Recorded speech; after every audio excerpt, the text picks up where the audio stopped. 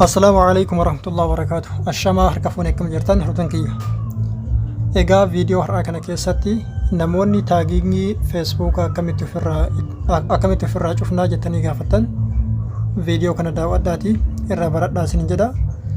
Akkasummoo hiriyoottan keessan kan hin beekneefis qoodaaf yookiin immoo sheer godhaafiidha. Egaa taagiingii Facebook keessanii ofirraa cufuudhaaf maal gootu? Facebook keessan irra ni galtu. Sana booda sarara gubbaa sadan kanarratti al tokkoof ni cuqaaftu. Sana booda xiqqoo harkisuudhaan settings in the privacy kanarratti al tokkoof ni cuqaaftu. Sana booda settings kan jedhu ni argattu. Al tokkoof irratti ni cuqaaftu. Sana booda xiqqoo jala irraa gara oliitti ol harkisuudhaan profile in the tagging kan jedhu kana irratti al tokkoof ni cuqaaftu. Sana booda as iddoo tagging jedhu kana gar jalatti bakka mallattoo friends of friends jedhe halluu cuquliisa yookiin immoo halluu biluudhaan dibamee jiru kana jechuudha. Mallattoo tan al tokkoof irratti cuqaaftu iddoo friends of friends jedhu kana irratti jechuudha. Sana booda only me irratti deebistu jechuudha. Ammas gar jalatti friends kan jedhanis al tokkoof irratti ni cuqaaftu. Isa kanas maal gootu?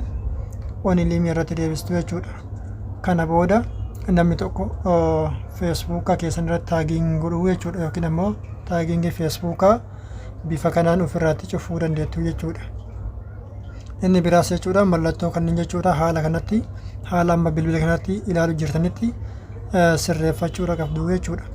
Akkuma agartan mallattoo gara oliitti jirtan jechuudha haala kanatti ofirraa cuftu tan gara gadii haala kanatti on godhuudhaan dhiistu jechuudha. Egaa dhuguma jechuudha namoonni yaada qabdan viidiyoo daawwadhaa xumuraa ka'a yaada qabdan san viidiyoo sanatti kennadha. Akkasuma jechuudha gaaffiis yoo qabaattan wanta isinii hin galle yoo gaafachuu barbaaddan keessattuu wanta viidiyoo sanaa wal fakkaata yookiin immoo viidiyoo sanaa wal qabata viidiyoo san daawwadhaatii xumuraa ka'a yoo achirraa wanni isinii hin galle kan jiraatu kan ta'u taate gaafadha. Viidiyoo irra daddabarsitanii daawwachaa wanni isinii galuu hin jiru yookiin ammoo sirriitti isinii galuu hin danda'u jechuudha. Kanaaf viidiyoo daawwadhaa xumuraatii ka'a yoo isiniif hin galin irra deebi'aatii gaafadha ifa isiniif godha. Waan daawwattaniif galatoomaa yeroo gaarii qabaadhaa nagaatti.